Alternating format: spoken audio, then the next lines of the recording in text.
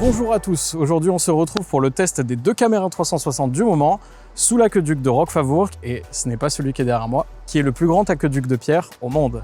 Donc je vous les présente pas. On a sur la gauche la caméra Insta360 X5, détenteuse du titre pour l'instant, et la concurrente, la challengeuse, la DJI Osmo 360 que vous avez ici.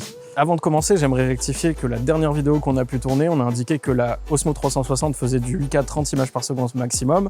Or, depuis la mise à jour, ce n'est plus vraiment le cas. On est passé à 8K 50 images par seconde. Je vous rappelle les règles du comparatif side to side. Les deux caméras sont positionnées côte à côte et on essaiera d'avoir la même cadence image, la même résolution et la même exposition. Alors on commence ce test tout de suite avec le 8K 25 images par seconde pour mettre les caméras sur un pied d'égalité, et ça commence maintenant. Sur ce premier plan, nous n'avons pas appliqué de retouche colorimétrique, ce sont donc les images brutes des deux caméras. Sur ce second plan, nous avons activé le D-Log M côté Osmo 360.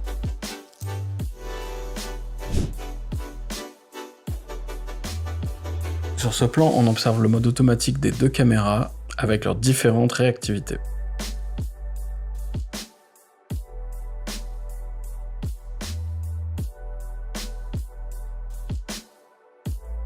On observe sur la caméra DJI une bonne restitution des petites vaguelettes sur l'eau. Je profite de cette petite pause pour vous donner déjà un point de vue 360 avec une personne qui parle, comme ça vous pourrez avoir une idée de la qualité du son. Maintenant vous serez sur la DJI Osmo 360 avec le son direct à environ 2 mètres. Et maintenant que vous m'avez laissé faire l'autre cut, vous êtes maintenant sur l'Insta X5 en termes d'image et de son, comme ça vous pourrez écouter le son direct de la caméra. Sur l'eau en gros plan, étonnamment, la Insta X5 a l'air de s'en sortir mieux que la DJI Osmo 360. Côté Osmo 360, on voit qu'on a des basses lumières beaucoup moins bruitées que sur l'Insta 360 X5. Sur la caméra Insta 360 X5, vous verrez que la précision dans les détails s'est perdue et que la caméra a lissé tous les petits motifs fins qu'il pouvait y avoir sur ma peau et sur mes cheveux.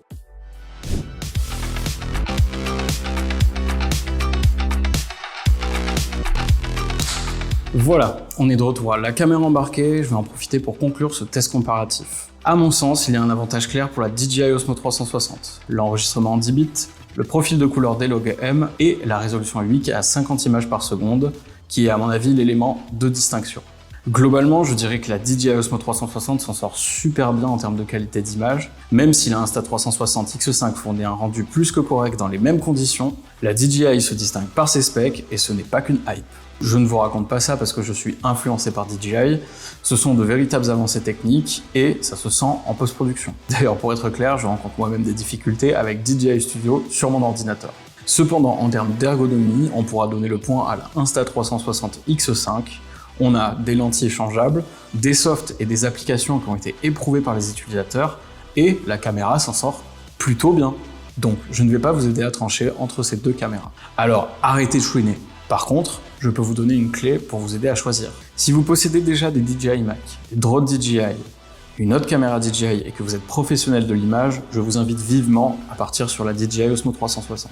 Si en revanche, vous préférez la simplicité et l'optimisation, vous n'êtes pas professionnel et que vous voulez une expérience utilisateur plutôt sympathique, je vous invite à prendre l'Insta X5. Donc en bref, si votre priorité est la qualité d'image, DJI. Si votre priorité est l'expérience utilisateur et la simplicité, Insta360. À vous de voir ce qui est le plus important pour vous. J'espère que cette vidéo vous aura aidé pour le choix cornélien qui vous tourmente depuis au moins une semaine et que vous pourrez enfin trancher pour votre achat. On vous réserve une surprise dans le test grandeur nature pour voir ce que la caméra a réellement dans le ventre. En attendant, n'oubliez pas de vous abonner, d'aimer la vidéo si elle vous a plu et je vous dis à bientôt pour une nouvelle vidéo.